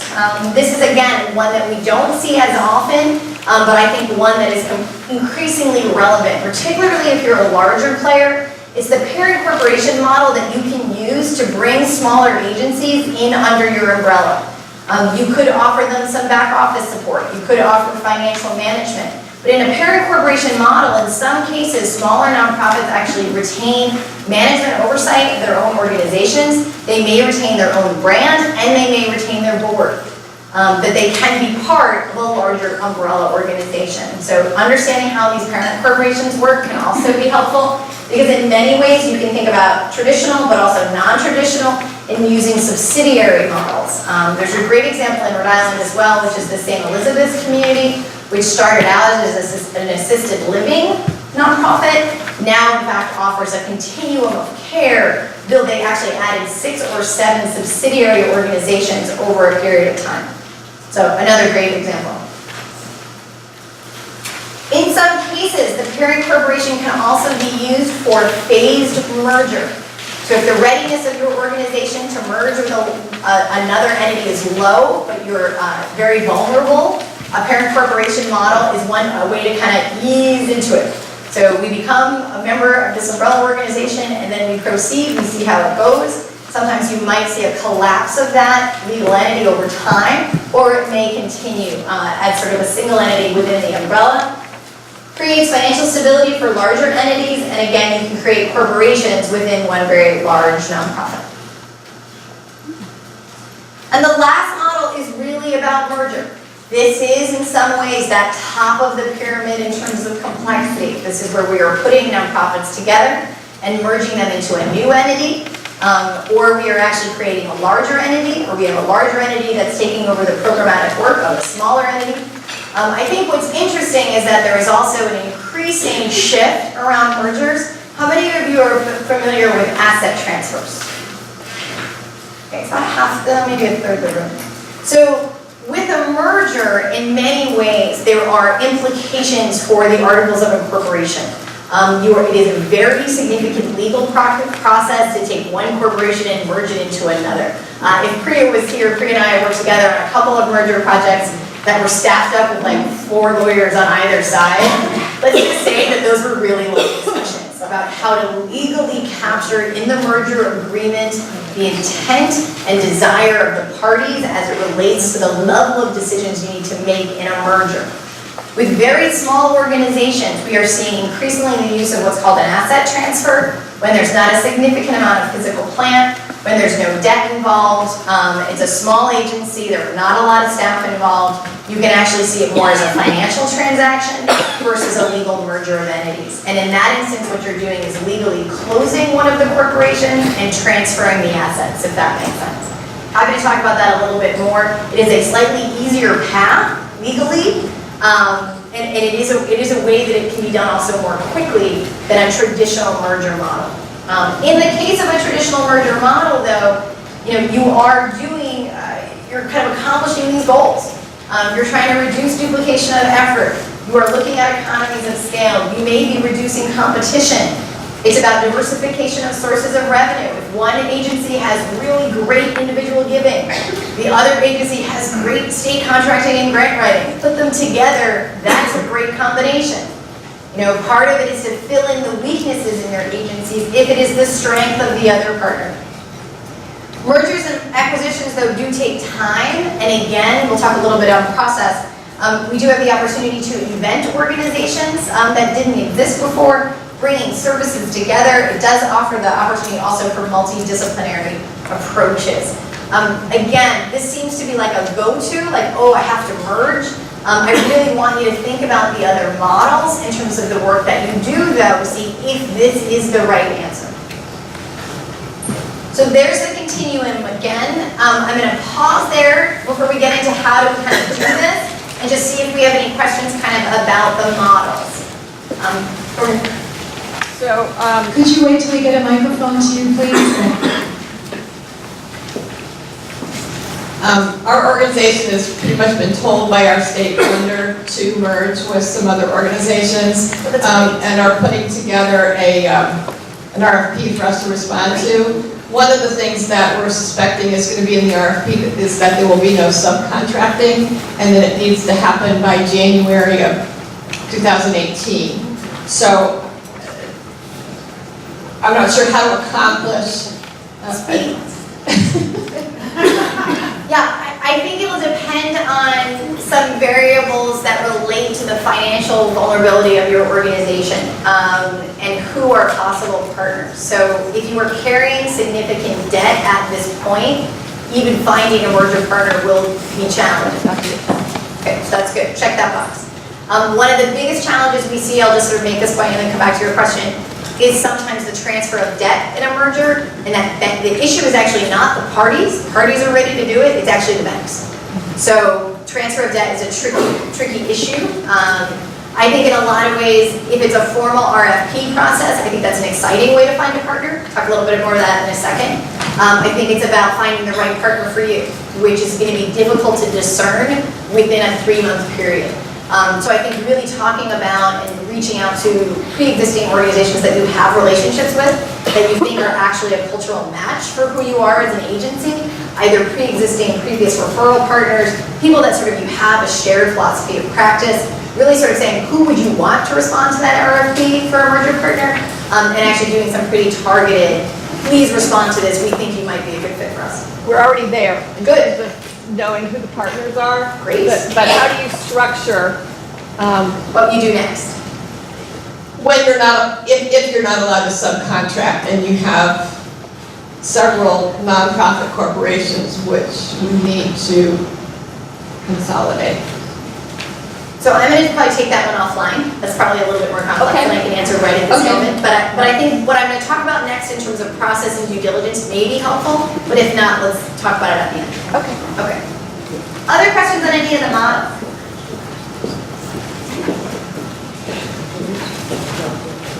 Question for you about the networks. I wanted to ask you specifically to those, since they do tend to evolve and change over time. Would you maybe have the same suggestion about MOUs for all network partners?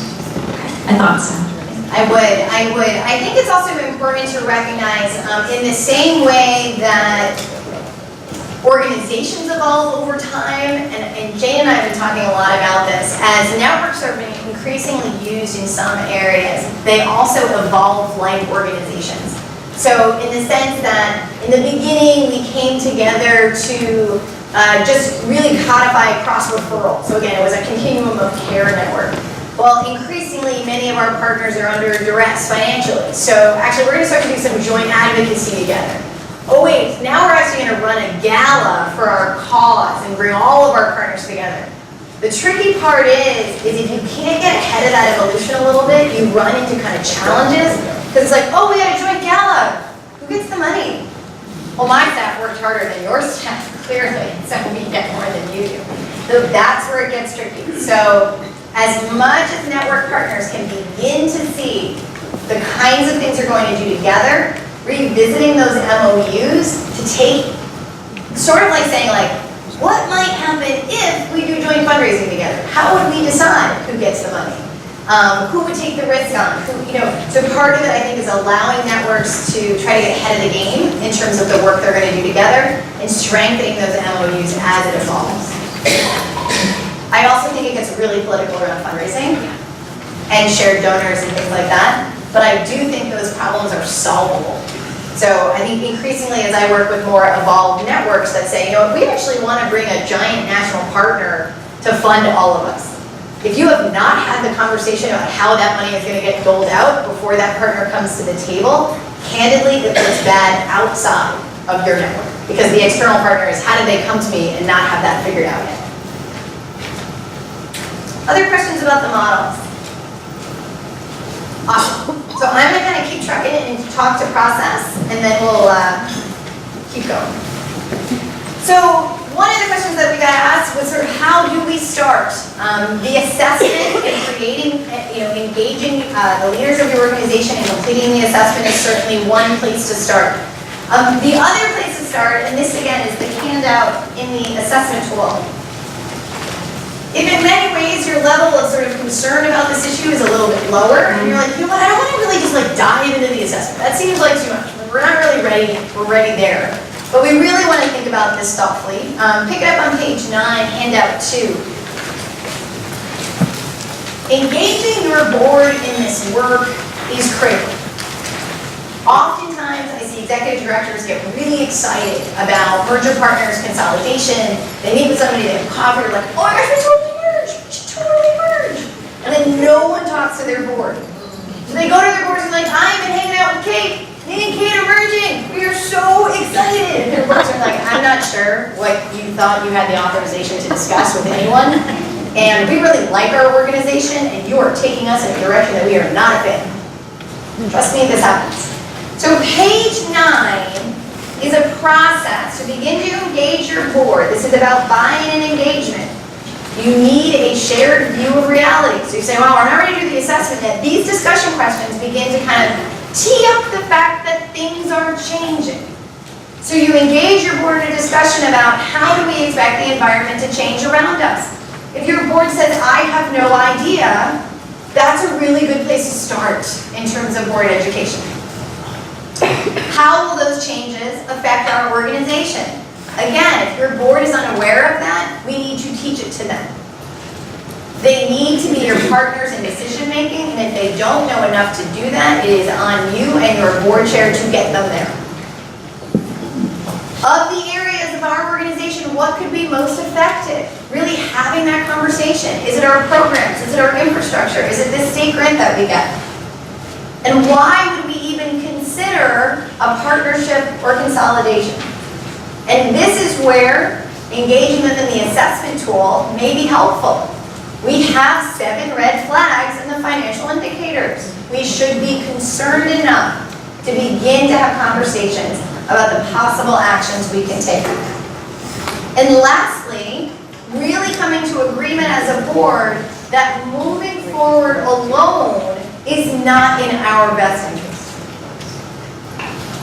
Are we going to move forward alone, and then how much smaller do we need to be to do so? Really being thoughtful about that. Or is it, are we going to partner in a way to protect what we do best? So this is a way to really engage your board.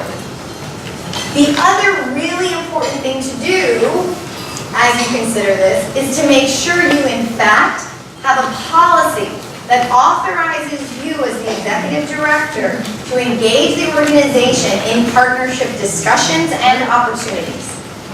You don't want my scenario to come to pass, which is who were you talking to? Why were you talking to them?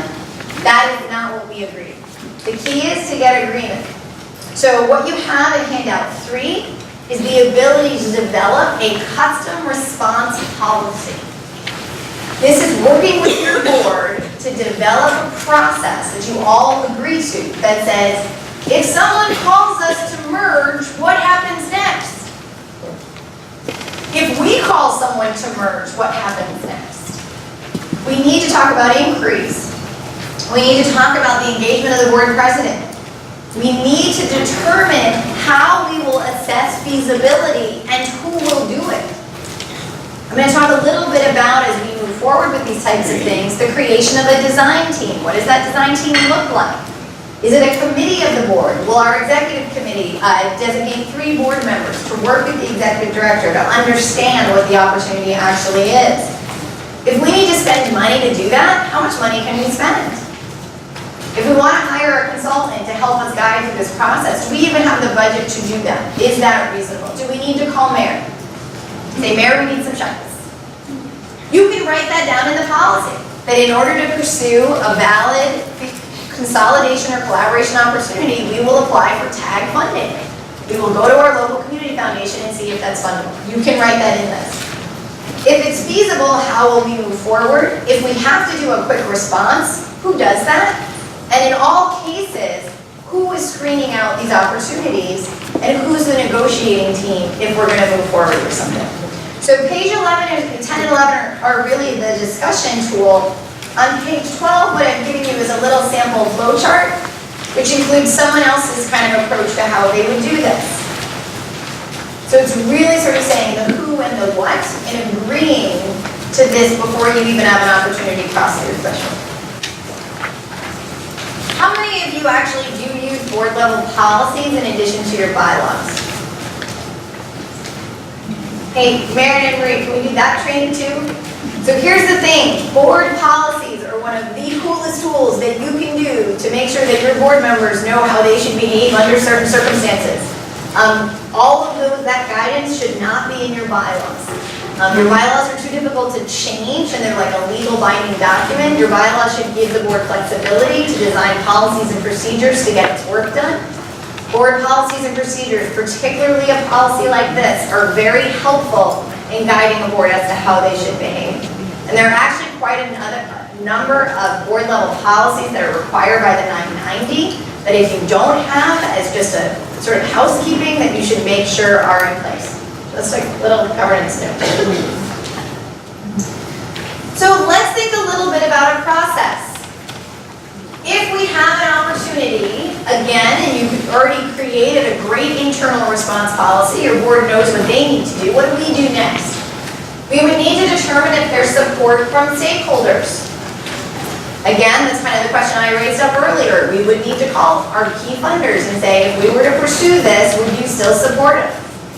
I have been involved in discussions such as this when you make that call to a funder and they say, they're merging with who? They're thinking about doing that? Help me understand how that makes sense. That's not a great discussion with the stakeholder. So having to sort of be really clear on what your talking points about the why of a particular merger is really important. We need to educate stakeholders about the process that we're pursuing. We do need to determine the role of outside support. So in a merger negotiation or a significant consolidation, you may want negotiating teams from both organizations. Typically, it's 2 to 3 board members from each side come together with the executive directors, and therein lies in many ways those that will be having the meetings. Having done this a few times, I can tell you the most important thing is that those negotiating team members will actually show up to meetings. So imagine that moment when a negotiating team is like, oh my gosh, we're so excited to merge with you. None of our board members show up at the first meeting. Signaling in these processes is really important. That's a giant red flag. Your board members can't get in the room, don't even start. So if someone agrees to be in a negotiating team, you literally have to say to them, if you don't show up, this could fall apart, just because it's about intent and positive intent to work through a joint process together to determine if we can proceed. We need to also determine the protocols for internal and external communication. Typically, you will do what's called a letter of intent to support this. You will actually write down things like, we will not tell anyone yet.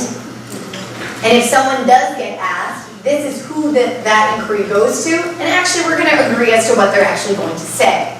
So we can use an LOI, which is similar to an MOU, but a little bit shorter, that really says we are committing to a feasibility process that starts on this day, ends on this day. We will do our best to do things like due diligence, share information. We will keep the process confidential in these early stages. We will identify a spokesperson. We will jointly fund any support that we think we need. So if we're going to hire a consultant, this is the person that the consultant is going to invoice. This is how much we think they're going to charge us. We agree if the expenses are higher, this is how they will be handled. We actually on our website have some sample LOIs, I think, and some other legal agreements that support these kinds of discussions. But it is about protocols for internal and external communications. And this question, this actually should be on its own slide, the last one. In any negotiation around consolidation, you have got to be clear about what you're willing to give up. I was chatting with someone at the break and they said, well, what if we go to the first meeting and everyone's like, well, my brand is clearly the one that's going to continue. So, well, my brand is actually stronger than your brand, so it'll be our brand, that'll be the over. If that is the first discussion, you're done. Just pack up your bags and leave. Why? Why is that so problematic? There's no cooperation. There's no ability to envision a shared future. We're just going to take you and we're just going to continue to be the same. That does not work. My other favorite one is when you go to the first meeting with the negotiating team and the board chair of the partner organization goes, let's just be clear about what our stakes in the ground are. Really? That's how we're going to start this conversation. Again, positioning, signaling, tone, training up your board volunteers not to be jerks. You're laughing? Yes, thank you. Carter just said if they're jerks to begin with, they're going to be jerks on your negotiating team. So being really thoughtful about not recruiting the board member who has a tendency to be overly aggressive and talk off the cuff to the negotiating team is a really good thing to think about. Choosing the board members that are deeply attached to the cause that you serve, that are open-minded to the possibility of the things you're willing to give up, that are, from my perspective, facilitative leaders, have high EQ, good intent is a good place to start. That is sometimes where these things fall down. It's not the executive directors, it's well-intentioned, poorly behaved board members. It really is. The crazy things that they do, they think are a good idea, the positioning they think they need to take, the aggressive stances, well, we're clearly not giving up our location. Like, what if your location doesn't make sense if we're a statewide entity anymore? We've got to help people realize that all of those behavioral norms that we see in groups matter just as much when we're negotiating the future of our agency. And the things that we would be appalled by in the workplace are the same things you're going to be appalled by when your partner does them. I want to put that on its own slide. It's so important. So when we're thinking about each party's readiness for these kinds of discussions, it starts with this concept of the fit with our own strategic direction, following our own understanding of the environment. You should be engaging in these discussions because in many ways you have a good understanding of how that environment is going to affect you. If you want to follow up with me afterwards. Sorry, the person with the question that I said I'd answer later, she's going to get your contact. Okay, good, great, cool. So this is about fit, and I really do think it's about internal clarity about why you're at the table. And all of the board members of the negotiating team should be super clear about why we're here. Because in a lot of ways, thinking about the shared vision for you internally, the opportunity for shared vision with this partner, it's about what are we trying to do together? How could our work be enhanced? But if you aren't clear internally, what's going to happen is you're going to go to that table and they're going to say something like, well, clearly we wouldn't do that in the future. And you're like, well, maybe we would do that, or maybe we wouldn't do that. I don't know. You're like, we got to go talk. So again, pulling your team away from like, I don't know, did we decide that? Do we know what we want to do? Because if you don't have that internal clarity, it's like, why are you even at the table? Really important, relevance of your own competencies, understanding of your own survival. Really, any merger is actually the opportunity, Debbie actually said at the break, to actually grow, to be more well-positioned, to be more competitive, to garner more resources because you're better than you are alone. How do we actually think about that? And really understanding what do we actually need to do this well from a resource perspective. Priya's fantastic on the pro bono legal side. I will also say that, Mayor, there is a very high group of well-qualified consultants who can also facilitate these processes. We have to really clearly, again, identify how the new relationship supports vision and mission and how it is a fit with our own strengths and weaknesses. This is a little bit like dating. You don't want to marry the wrong person. And you don't want to marry the wrong person for the wrong reasons. So when you are really thinking about merger and consolidation and taking what is really your prized possession, your incredibly unique, powerful, impactful programming, and sharing it with someone else, the level of seriousness that you need to bring to that decision is about equal. So it is about due diligence, it is about fit, it's about agreements, and it's about trust. But that internal clarity as to the why is really the most important starting place. And I think, as Jane and I thought about this workshop today, is to try to normalize the environment for you, to have you be a little less frightened, a little less scared, and a little bit more prepared to undertake what should fundamentally be an intentional process around how you proceed. This should be led by leaders that are engaged, informed, and this is critical, willing to learn and work together. The work around collaboration and consolidation is fundamentally an opportunity to learn, to take stock about where we are, to learn from what the environment is telling us, and to make informed choices about the future of our agencies. It's not about being scared. It's not about calling that one wealthy person you know and saying, hey, save our agency. It's about strategic choices and actually engaging a large enough leadership group that you can make those strategic choices and increasingly feel confident in the decisions and the choices and the ways that you're moving your organizations forward. I'm going to pause there and kind of open the floor for questions, whether about the process or the models. That was kind of a lot to take in.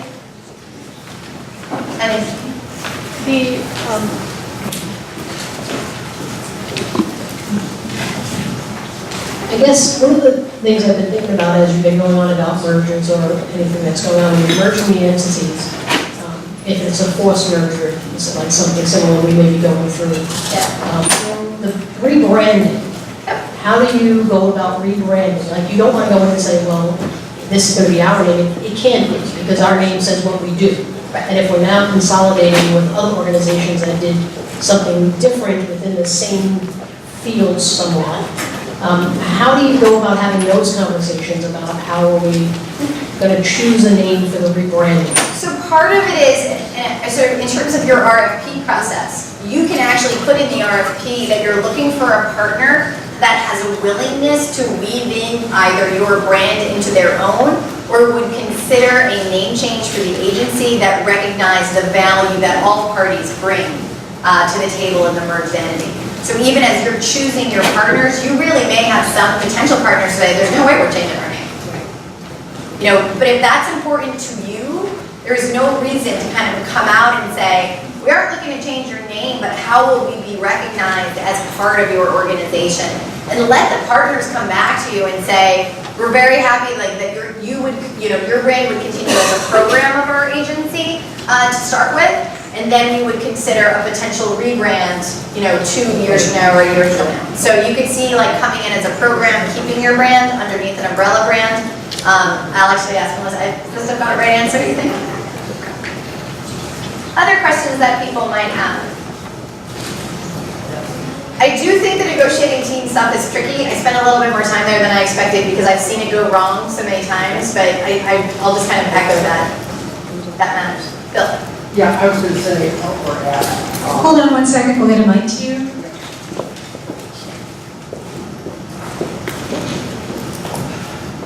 Thank you. In the discussion about merger consolidation, it sounded like a lot of good advice. It seemed to assume that you were dealing mostly with equal partners. I'd be interested if you comment on your experience where that's not the case. Because I've been through the equal partners, but I've also seen where that is not the case. And your thoughts on that? Yeah. there's a recognition in this work when you have a larger agency and a smaller agency in terms of power and control in the process. If one partner is much more financially sustainable and the other is much more vulnerable, it's important to acknowledge that your negotiating position is less. But that means that internal conversation around what are we willing to give up to protect the most important parts of our agency is so critical. Because really you can have, and it's also about that mutual benefit. I mean, I think it's about showing to that larger player, we have a reason for sticking to our guns on this particular issue. Here's why. Again, I think it's that focus, that internal clarity can strengthen a more vulnerable organization in a negotiating process with a larger entity. So particularly if you were thinking about merger, but allowing there to be conversation that says, is a subsidiary model a possibility? We get to keep our brand. We offer our programs. Could we be a subsidiary versus a complete merger? Building the knowledge of the negotiating team players about what those options are and look like, the pros and the cons, also very, very helpful. So I think it's two things. One, it's internal clarity, and I think it's the education of the partners at the table around the viable options. But I do think it's a really important recognition around the role of power in these discussions. And again, I think by harkening to some of my horror stories of poorly behaved negotiating teams, it tends to be board members of larger entities that are the most ill-behaved. And it's not because they're not well-intentioned, they just feel bigger. They feel like they can kind of throw their weight over. And what it does is it underappreciates the value of the smaller entity. It makes the board members of the smaller entity feel really unappreciated, and they will typically walk. And so if you're a larger player, again, making sure that your negotiating team in some ways is trained up to see that value and uniqueness, to not act in such a way that will drive people from the table, but talk a lot more about the mutual benefit of this particular arrangement. But again, I think it's a really good sort of thought and great thing to keep in mind. Other questions that people might have. The other two things, and I think it's important to say this, the other opportunity you have with your boards is not only to train them about the environment, but to train them around these options. Jane did write a book called Forging Nonprofit Alliances. It's a quick and easy read that talks through each one of these models in much more detail. It explicitly lays out process steps that you can undertake, many of which I've mentioned today. It's a great resource for you and your board members as you kind of undertake these efforts. And we don't get any money from it, so I can promote it as much as me. We do have a few minutes, so Mr. Chairman. Yeah, I just wanted to know where you would get the book. Oh, Amazon. Okay, great. They're like the juggernaut of all things. So I've got mergers. You can now get Whole Foods food from Amazon. The other thing that I'll mention in terms of resources, so Forging Nonprofit Alliances is a great start. I'll re-mention that Making the Most of Change book from William Bridges, also a great guide around managing, in many ways, kind of the emotional content around some of this decision making and being cognizant of it as you do that. There are also, I think those would be the kind of the two that I would lean to. La Piana does offer some support around mergers as well. A colleague of ours actually out in Chicago named Jean Butson just put out a merger toolkit. Her organization is called Mission and Strategy Consulting. So there's quite a number of resources out there around the nonprofit merger work, but I think in some ways the uniqueness of today's session is to try to really understand that financial vulnerability discussion and using some data to inform it. So I really think what today's session is about is that objective information base to really understand how at risk you are and how quickly you need to move. Go ahead, Catherine. I just want to build on that for a sec. This whole concept is built around the idea that you have this internal clarity, that you have this honesty in terms of what you're really good at and what you're not good at. There's some objective tools for that. Can you just talk a little more about, short of crisis, how you get people to clarity? Easy question. So part of it is your organizational culture. If you have had siloed departments that didn't know what anybody else did, Your board in some ways was disconnected from staff. Getting from that place to internal clarity up and down is going to be a bit of a journey. So part of it is the intentionality of saying, before we move forward, before we're in crisis, we have got to break down the silos in our organization so that we actually can come together as a team to decide how best to proceed. So part of it, I think, is an intentional decision that says, by golly, nobody knows anything about what's happening on the other side of the building. We need to work on that first. I also think on that sort of strategy around educating your board about the environment, about the options, about trends that you're seeing, great opportunity to increase their own clarity about where you are. I also think that there is ways, I mean, typically we would do it as part of planning. So if you don't have a lot of red flags, strategic planning is a way to do this broader assessment work. You would look at the programmatic level, you would look at it organization-wide, you would really sort of try to look at it from a bunch of different lenses. You know, if you're in crisis, long-term strategic planning is not in your best interest. Oftentimes we will get the call, it's like, we're ready to do a strategic plan, we just lost 50% of our revenue. Not a good idea. If you are under really significant financial duress and you need to buy some time, it's about how much time do you have and how quickly do you need to move. So things like annual plans, annual operating plans are very helpful to sort of say, what are we going to get done in the next 12 months? What are the decisions that we're going to make over the next 12 months? What are the red flags and things we're going to monitor to know, are we getting into more trouble or are we actually seeing an uptick? So I think there's a couple different ways, Catherine. I mean, I think it's really about recognizing who you are today. I do think some planning work can help with that increased clarity across the organization, particularly senior management and board, maybe less so line staff. But even with line staff, the opportunity to do like a staff survey, what are people seeing on the ground, may also could inform some of that decision making. The other thing I think that's very helpful, again, typically as part of planning, you're going to do a set of stakeholder interviews. You're going to call your funders, you're going to call your donors, and you're going to ask them a couple of questions. What do we do really well? What should we be doing that we're not doing? And what in the environment should we watch that we could take advantage of? Sometimes it's the people outside your agency who actually know you better than you know yourself. Because it's those funders who would say, you know what, if they just took those strengths of that program and they offered it over here, we would be so excited to fund that. But if you never ask them, they'll never be able to tell you that. So I think there's also, so there's some internal clarity, but I sometimes think that that internal clarity can be informed by external voices. I'll speak to kind of the network that we're working with right now that's working on a 3-year strategy. Tended to be very internally focused. Like, so for the first time we did donor interviews where they were like, could they please go over here and do this? That would be awesome. And everybody was like, oh, we thought we should go that way, but now it looks like we really should. So external voices can sometimes validate that internal clarity or actually make you think about it in a little different way. And Ann, I'll just add one thing to what you said. Sometimes organizations will come to us and they'll say, we already have some partnerships or collaborations. We're not sure how, but we want to explore how we might sort of strengthen those, make them more formal, and maybe even look at merger as a possibility.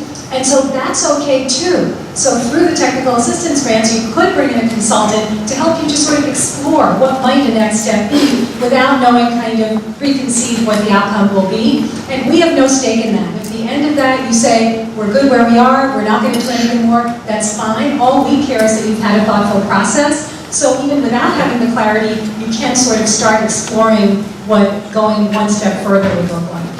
Absolutely, thank you for that, Mayor. And I do think that the intentionality of partner feasibility can have the same intentionality as negotiating once you have a partner. So if you are really unclear as to who the partner options are, we've done work with clients that were being courted by multiple players. So they were in a little bit of duress, but you know what, they had an amazing physical presence in a part of the city that no one else did. And so they were very attractive to some larger players. But they were really looking for the right merger partner. And so we pulled financials on all the partners. We did interviews with all the partners. We looked at the program mix of all the partners. We did interviews with the board chairs and NEDs of all the partners. We tried to give the board of the organization that was thinking about a partner enough information to sort of say, if we go in this direction, this is how our sort of program that could evolve. If we go here, this is what can happen, and if we go here, this is what can happen. And so they ended up making an informed choice as to how they wanted to proceed. But that same intentionality for negotiating speaks to feasibility as well. And I'm glad that we offer tag grants to do that. And you'll hear a giant theme in what I keep saying is inform it by information, raise up objective information. I'm a little bit of a broken record. I look at the team, I start saying it all the time. Because the problem is in these adverse circumstances, we can get so focused on the emotions of it that we forget that we actually should be making logical, strategic decisions. I have questions about how grants sometimes come up, unexpectedly, and we all have to kind of jump on it, right? And sometimes... Because you're all supposed to collaborate. Yeah, so sometimes, grants will ask for, a letter of support of a collaborating agency. Do you have any best practices on agencies that have either letters of support ready to go, or how to navigate that quick process? Because a letter of support is committing to certain services that we have no idea what we will or won't get. And sometimes people are hesitant, so I'm just curious if you have any best practices. People should definitely be hesitant. Yeah. It's a really good positioning to take on letters of support. Letters of support get thrown around. I think it's really tricky. You may say, oh, I want a letter of support from the city, and we need a letter of support from those 4 providers. It's really tricky because if you've never collaborated with them before, all of a sudden you actually just got into bed with a whole bunch of people that you don't actually know. So, part of it is to say, if we are thinking about letters of support, how are we cultivating relationships with those people before that grant opportunity happens? How are we really sitting with them together and saying, what are the kinds of grant opportunities that we actually should all be engaged in pursuing? So yes, all those letters of support should be written ahead of time, but they should actually be based on pre-existing relationships. That if we all agreed this kind of opportunity kind of came up, we actually would all move pretty quickly because the trust is already built. We agree that we would have the capacity to deliver on the commitments that we're making and really give that letter of support process some deeper authenticity than it sometimes has. So almost using current MOUs with providers and putting like a line item on there, like we'll provide letters of support to sustain additional programming. So almost kind of incorporating in if you already have an existing. Correct. Okay. I would put some cautionary language in there that says, as part of our referral relationship, should grant opportunities arise that we agree are mutually beneficial, we will work to provide sufficient levels of support in a timely manner. So part of it is allowing that organization to say, I gotta be honest, we can't deliver on that and it's not a mutual benefit to us, so we're not gonna do it. But putting it in the MOU of pre-existing partners that says, hey, if an opportunity comes up that we actually think could work out, we will work together on this, is something you can do. But again, make sure that language allows someone to say no, because they may not sign your overall MOU if they don't want to do letters of support with you.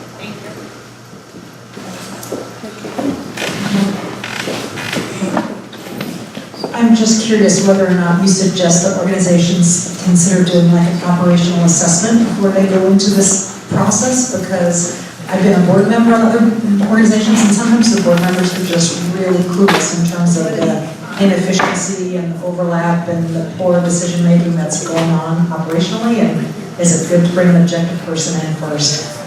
Yeah, I think it speaks to the assessment tool itself in many ways as to, should you proceed. If you have sort of a thoughtful, engaged, informed board, you can proceed in partnership with your board to do the assessment.